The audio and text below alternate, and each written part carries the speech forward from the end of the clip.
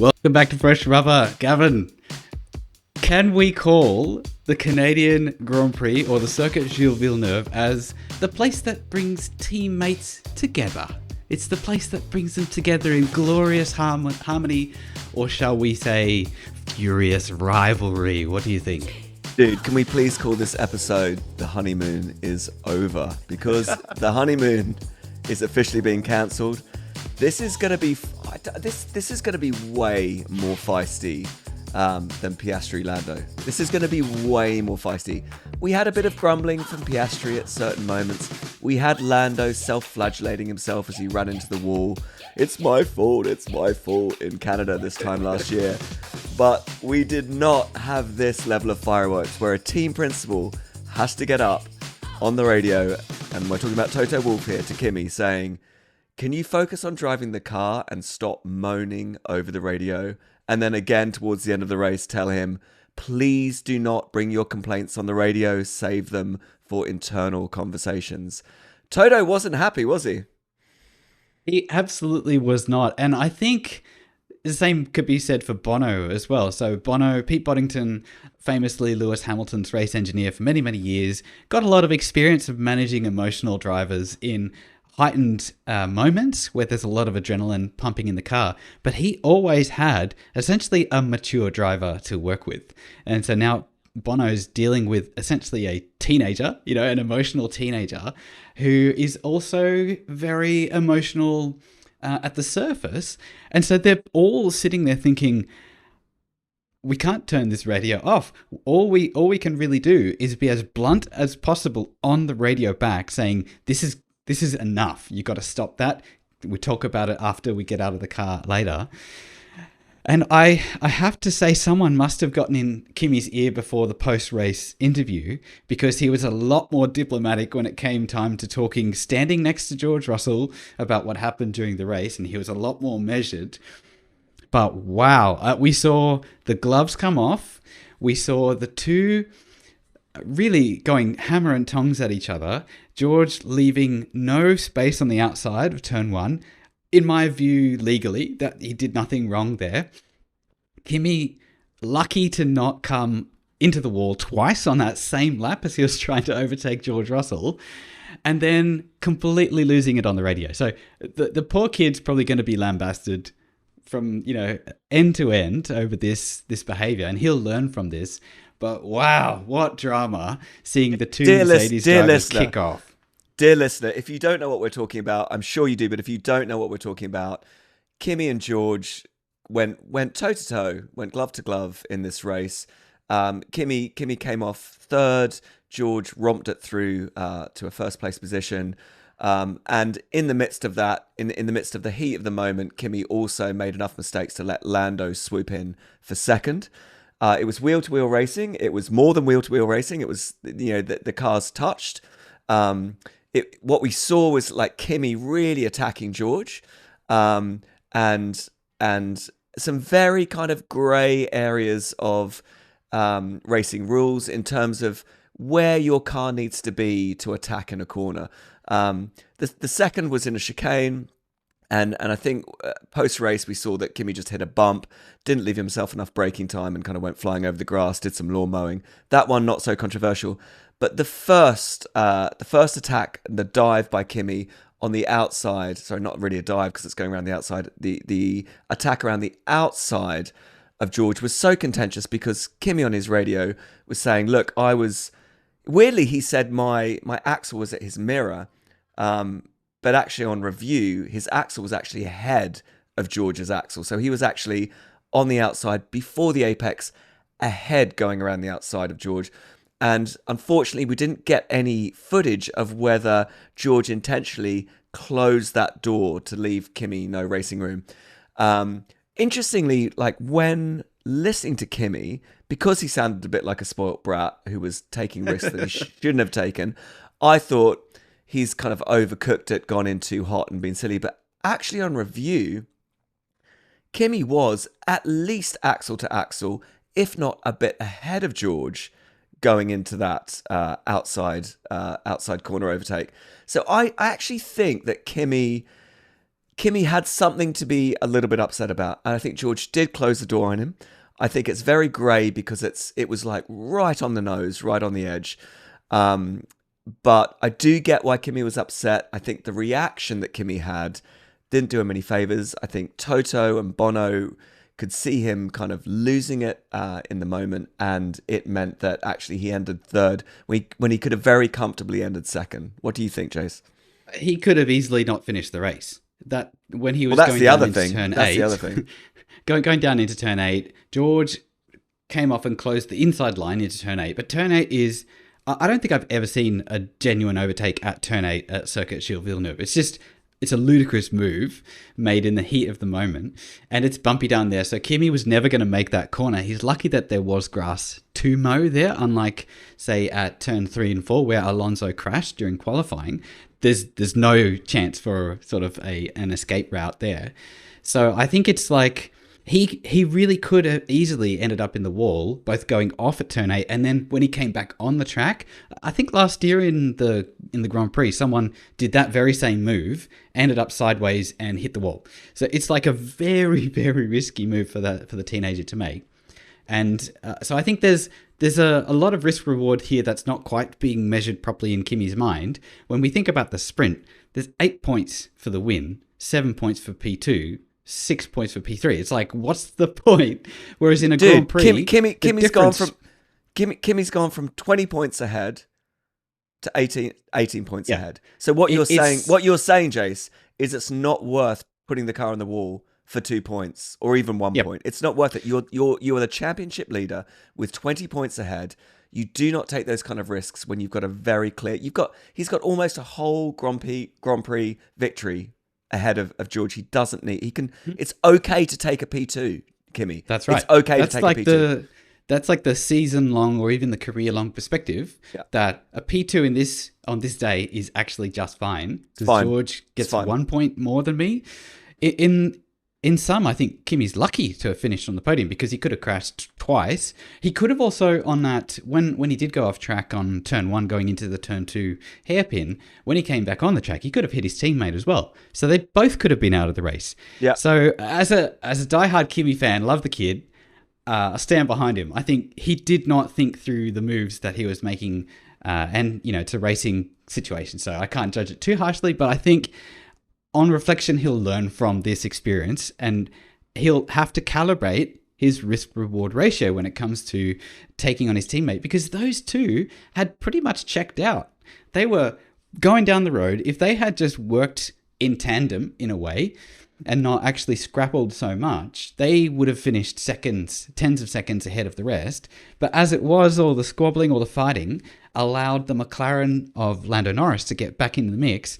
And from looking at the lap times, Norris was faster than Russell, but not fast enough to be able to make the most of that and to get ahead. And Antonelli was close enough to Norris to give him trouble so that he couldn't have the comfort of setting up a move. So I think Mercedes and Antonelli, they really kind of, in a very small sense, they lost out.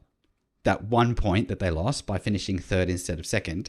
It's not a major loss, but what it does open the door to is this kind of heated tension within the Mercedes. And there's a moment where he comes on the radio and says that should be a penalty.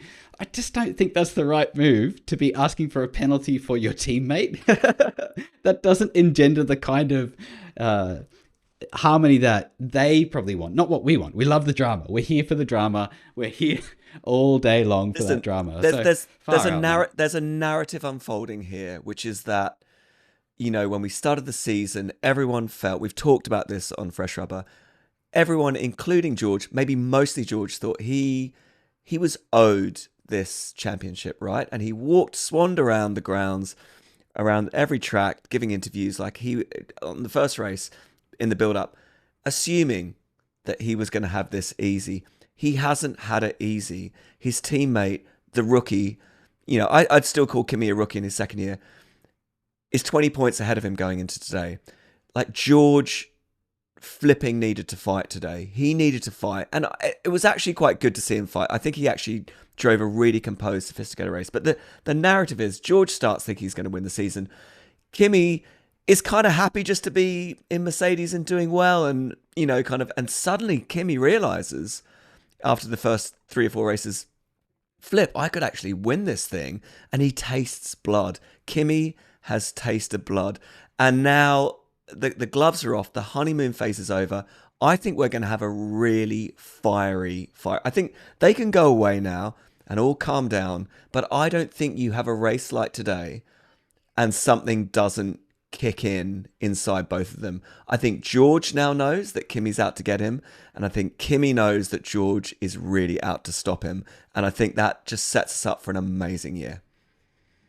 Yeah, I think the thing that might be a bit annoying about this dynamic, and I guess we'll wait and see, is we're all going to have to get really good at reading the rulebook again, because we haven't really had to do that, wheel alongside the rearview mirror accounting process for overtakes since Max was really in the fight back in 2024. Dive bombing. And it's like, oh man, do we really have to get experts at the rulebook again, at the driving standards guides, just to know, hang on, if you're on the outside, it's got to be wheel to wheel, but if you're on the inside, it's mirror to wheel.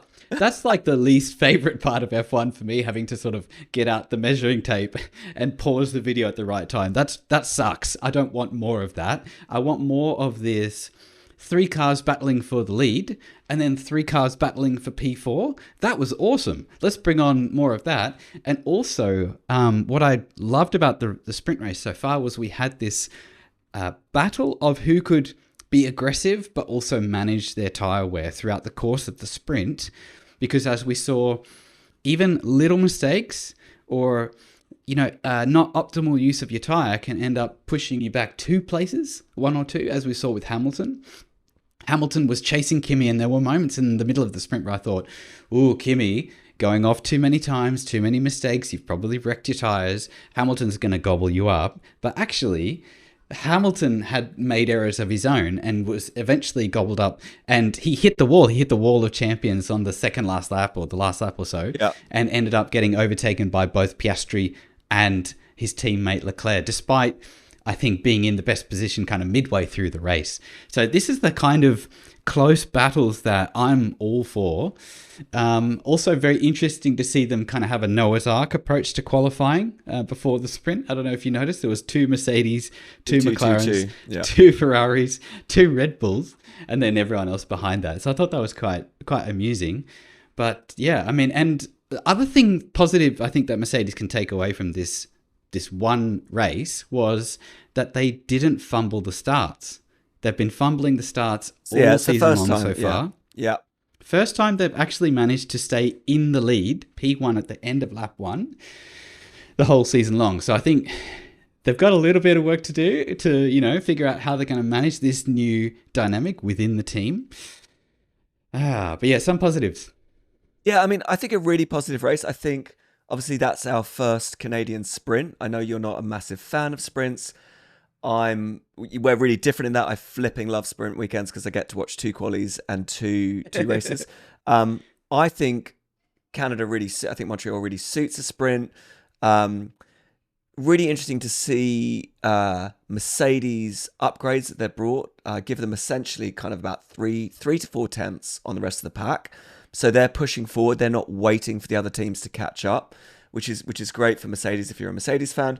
But also to see, like, in race pace, McLaren really hold their own. And I think Lando being P2 wasn't just because of Kimi's mistakes. I think what we're seeing is like the classic McLaren tyre wear management seems to be up there. And maybe conversely, Ferrari struggling with tyre wear. The kind of the haunting thing about Hamilton is he's still flipping amazing. Still an amazing driver. Gets, steals P3 from P4 off the grid. Does so well to kind of hold that position most of the race. But Hamilton just for some reason can't hold these kind of leading positions. And Leclerc just seems to be able to, all Leclerc has to do is just sit there and wait for Lewis to make a mistake or just eat up his tyres, and then just gets to just enjoy beating his teammate. And that's really annoying me. I'm like, what does Lewis need to do to be able to to be able to do a masterful move like he did today, get off the line so well, go around the outside, grab that place off Piastri, much to Piastri's surprise, hold that position for the majority of the race, and then right at the end, just hand it straight back over to Piastri and Leclerc in the closing laps.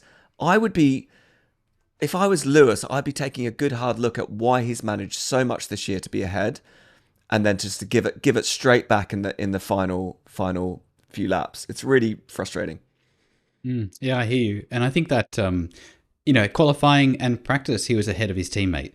So he's sorted out the kind of peak pace, the peak speed of that car, unlike last year where he was well behind Leclerc. So he's figured out half of the battle, and the next part is how to stay ahead. Once you've got ahead, it's how to stay ahead.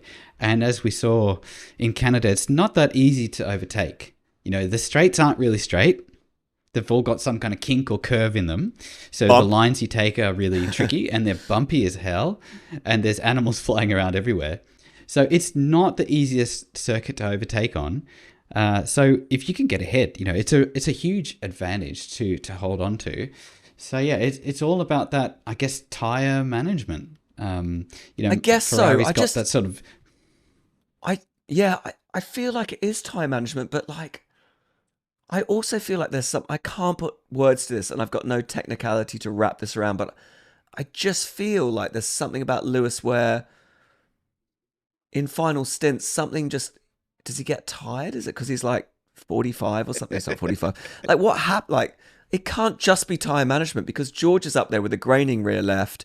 Everyone's been following closely. Everyone's got, Leclerc should also have tyre wear. So why does Leclerc get to zoom past? It's a mystery.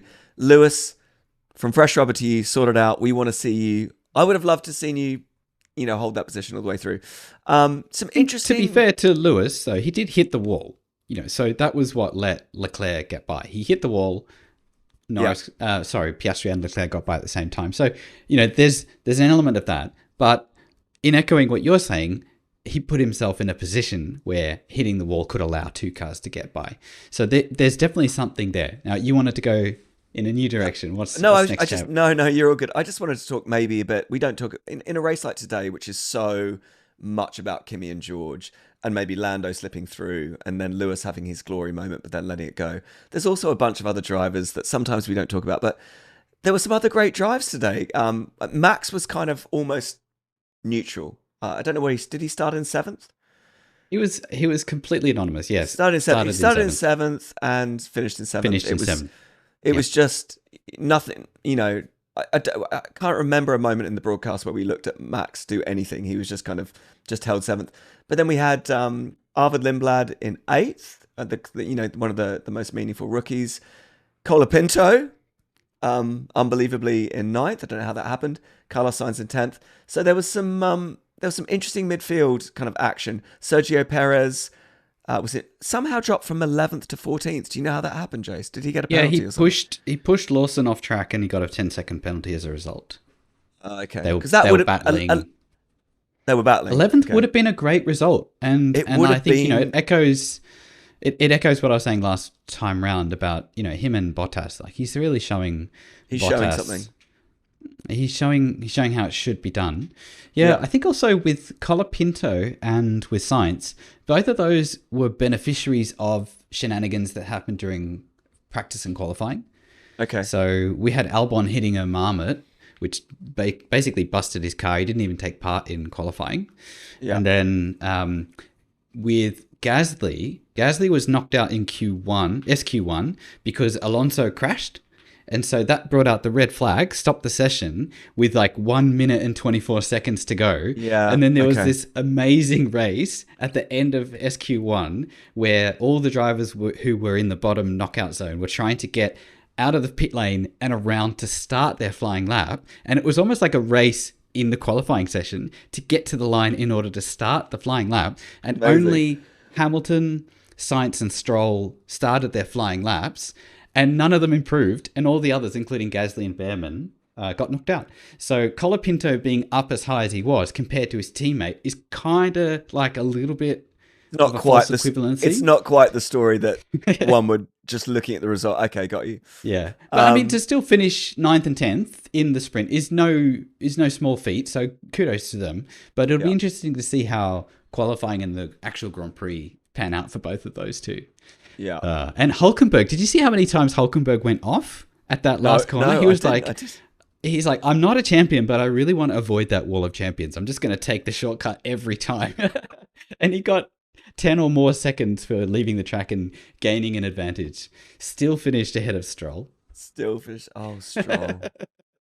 What's interesting about what's interesting about the Red Bulls is that it seems like Red Bulls, they're kind of similar. You know, they're best of the rest, but they're very closely matched. Verstappen and Lindblad, both racing for Red Bull Racing and Racing Bulls, kind of qualifying about the same spot, finishing about the same spot. It's like the advantage that Red Bull had, or the sort of competitive strengths that Red Bull have, seem to be really ebbing away. And just sticking on Verstappen for a second longer, he did compete last week at the 24 hours of the Nürburgring race, and he was leading that race. His team was leading that race until 3 hours remaining in the 24-hour race when they had mechanical failure. And so for him, I think that's just an interesting contrast to see how, like, he's a pure racer. He just doesn't care what it is, whether it's a shopping trolley, F1 car, or a GT3 car. And he's like 21 hours into a 24-hour race, leading the race, and then he comes back to his regular day job the week later, driving around in a midfield car, qualified P7, finished P7, never even mentioned on the broadcast. It's got to be pretty demoralizing for a 4-time world champion to sort of go into that kind of level of performance, don't you think?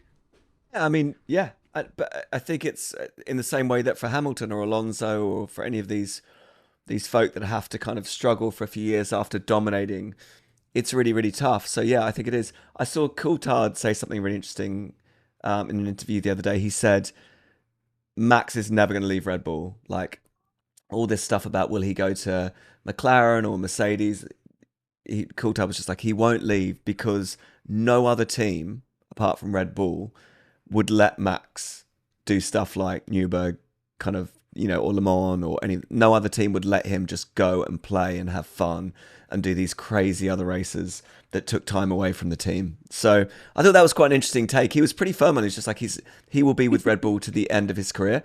And I think the owner of Red Bull, I think Max once, apparently, again, Coulthard, this is Coulthard's recollection, the owner of Red Bull once asked Max once asked the owner of Red Bull, what do you want from me? And the owner just said, go have fun and be yourself. And I thought that was really interesting. Just like, go have fun, be yourself, have your like excursions to other formats of racing. And I thought that was an interesting kind of idea, that like the freedom Max has to go and do these race in these other formats is pretty special in Red Bull. Yep. Can I point out something that's been bugging me for probably a whole season now? I'm going to say yes. The post-race interview format, they seem to have just forgotten how to do it. Every session seems to have a slightly different format, and they seem to be kind of experimenting, making it up as they go. Yeah, improvising each time. And it's really cringe. It used to be so straightforward, where they would have single shot of a single driver. They'd come into camera, they'd do their speaking, then they'd go, they'd bring on the next one. All very straightforward. But now we have this like weird wide shot with two dudes who aren't at all interested in what's going on. There's like some weird interaction because like Jolyon Palmer has to say, you stay there, I'm just going to talk to this guy over here and come back to you later. It's just so lame. Like, what are they doing? What are they thinking? It's really bad quality broadcast media. It baffles me how bad it's become. Can I say though, I agree with you. It does feel a bit more make it up as we go. It feels unprepared often. The people they choose to do the post-race interviews can sometimes be very suspect. But today it was brilliant. And the reason it was brilliant is because that wide shot, that wide shot kind of gave you like the 12 apostles kind of vibe of just like there's Thomas in the corner who's about to betray Jesus. Like there's just like you're watching Kimi, like you say, Kimi's standing there. He's eating pure pain and anger on the inside, but someone has said, you better not say anything about George. You better not detract from the team today. So he's kind of, and he kind of is like, and he yes. still did. He's like, yes, it was a good race. And then he ends with, I got pushed off, but, and it was just like, oh, and then George is standing there in the same wide frame, like chuckling and laughing with Lando. And as Kimi says, I got pushed off, Lando leans in and seems to say, did you push him off? And George smiles and shakes his head and is like, you can hear him saying something along the lines of, no, of course I didn't push him off, mate. I don't know what he's going, so you've got this, and I thought it was fantastic today. Kimi says I got pushed off. When George gets asked, he said at the end, he's like, yeah, good racing. Da, da, da. His closing statement was like, I'm glad we're all still standing here, which was basically like, right. Kimi tried to kill me today, and I'm so glad we're all alive. And then guess what Lando says? Lando's like smiling like a Cheshire cat, just like, yeah, it was just really fun to see them all fighting up there. It was great. Like, just like that, just kind of this, the joke, Lando, the Joker, just being like, yeah, great. Like, more of this, please. Because this gave me Pete. Their fighting gave me P2. But one thing I wanted to ask, one thing I wanted to ask you about, Jace, is George, under all this pressure, obviously before today, Kimi was 20 points ahead. Unexpected for George's ego, unexpected for his aspirations to be world championship, to be world champion. He's kept very cool through this, and he's had this kind of smug air about him. And he said, I think today he said something like, "Oh, is it a relief?" Like, I think the interviewer said, "Is it a relief that finally you've kind of beaten Kimi?" And George said, "Oh, it's never really concerned me too much, to be honest." With it, and like, full of confidence, never really concerned me. Is that true? Has it never really concerned George? And if it isn't true, is he doing a really good job of pretending he's not concerned? Well, don't we call him Woody? Woody. He's kind of got that. It never really concerned me too much, to be honest, mate. Yeah, he just doesn't really let on that much. Of course it's concerning him. Of course, this is his like walk-in championship year, and here comes this hotshot, who, by the way, is now the youngest ever drivers' world champion leader. He's also the youngest something or other. He's now being compared to Schumacher and compared to Senna. It's not the narrative that George was wanting and expecting at the start of the season, and so all of that's got to be pretty bruising to the ego. So for sure, he would be fully bothered by this. And I look back at times like last year when there was talk about Verstappen coming across to Mercedes and sort of George saying, well, I've got my contract and I'm so good.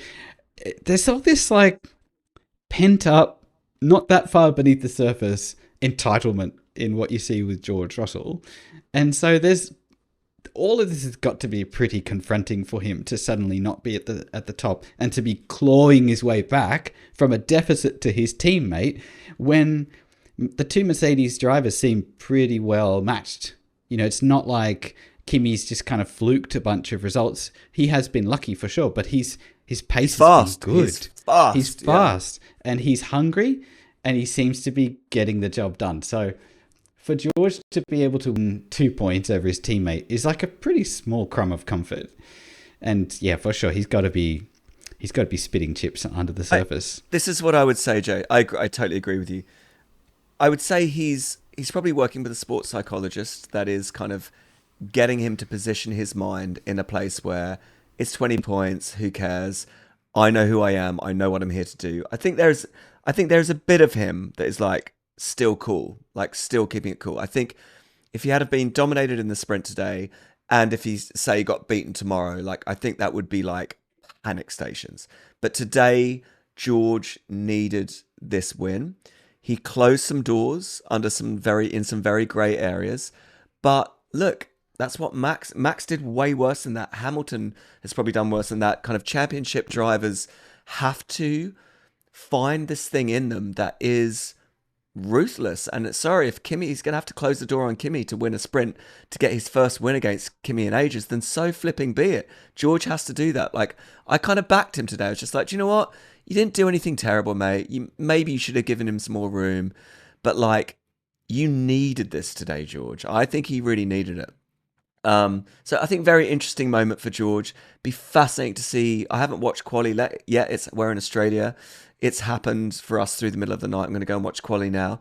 Fascinated to see what quali looks like, and fascinated to see if George can drive the point home by beating Kimi tomorrow, or whether Kimi just flips the script straight back on him and is like, I let you have 2 points in a sprint.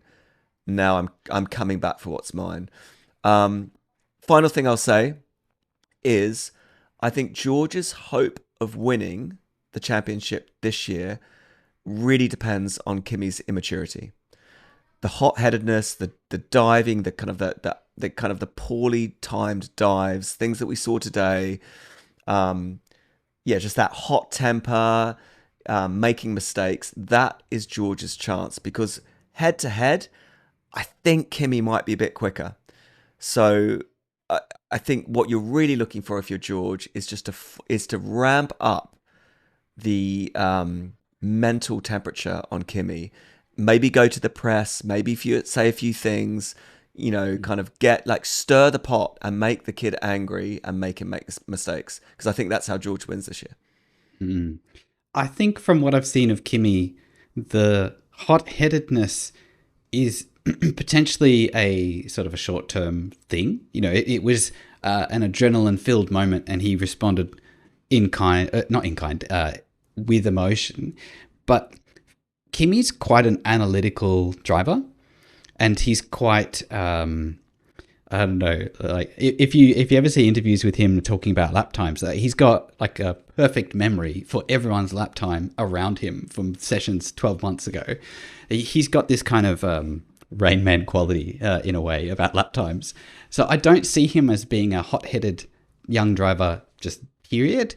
But today he certainly was that. And I think you're absolutely spot on that if George is going to stand a chance at taking on this blisteringly fast young buck, he's going to need to exploit as much as possible to play that champion mind game as well, and to destabilize his rival. Yeah, that's what he's going to have to do for sure. He's going to have to do a Nico Rosberg. He's going to have to go full psychopath mode, and I honestly think what that looks like is Kimi standing there, kind of like barely containing his rage and disappointment, and George just tossing the mic between his hands, being like, never really been very bothered about anything. I feel that's all good. Like, don't worry, no problems.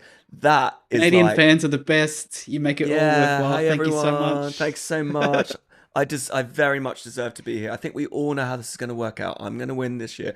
I think, he does. He needs to get into Kimi's head, and conversely, Kimi just needs to. Kimi needs to recognize that he came into this year, hoping to fight his teammate and do really well.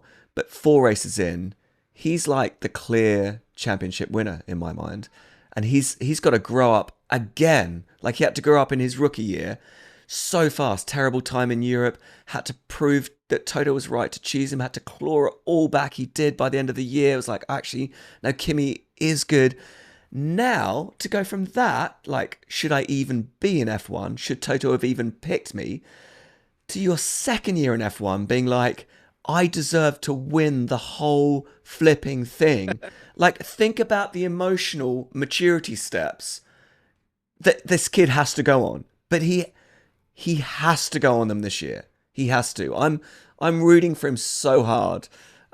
Today wasn't a good sign. I'm glad it happened early on. I think Toto will work with him on that. I think Bono will work with him. I think his sports psychologist will work with him. But we can't see much more of this from Kimi. That needs to be his little fizzy pop blow off top moment, and we can't see much more of it, I don't think. It's such a beautiful analogy you've painted there of the sort of the ladder of growth that is expected of him to perform at an ever increasing level. at such a young age to first be able to justify his existence in the sport. Yeah. So it's like, do you Last even year. deserve to be in the 20? Yeah. This year, you should be leveling up to be at the number 1 out of 22 best drivers in the world. Nuts. It's nuts. Yeah, talk about a journey. And should he fall short, so much will be made of moments like today. And if he manages to persevere and come out on top, the story will most likely, I think, be about overcoming moments like today. Yeah. And that will be what puts him either on the top step at the end of the season or most likely P2. Agreed. But Mercedes haven't had to deal with this in 10 years. So it's literally 10 years to the day that Rosberg and Hamilton were going hammer and tongs back in 2016. So good. I'm all for it. Bring it on. It's going to be great. Yeah, it's good because Toto's been so smug this year. Just like his little side looks to camera every time they lock out the front row or P1 and P2. But I think today Toto realised, oh crap, I'm going to have to be a bit more like Zach. I'm actually going to have to work with I'm going to have to get involved here and help these guys because he can't afford for them to to crash into each other or put each other in the wall this year. He can't afford that. Anyway, I'm going to go and watch Quali. I'm going to go watch Quali. I'm so excited. I'm not going to be up at 2 a.m. Is it 6 a.m. or 2 a.m. for us, the race? 6 a.m. is the race start tomorrow. Are you going to be up for it, Jace? I don't think so. Okay. Anyway, thank you for listening to Fresh Rubber. We will catch you with the full race report tomorrow, coming straight back at you. Over and out.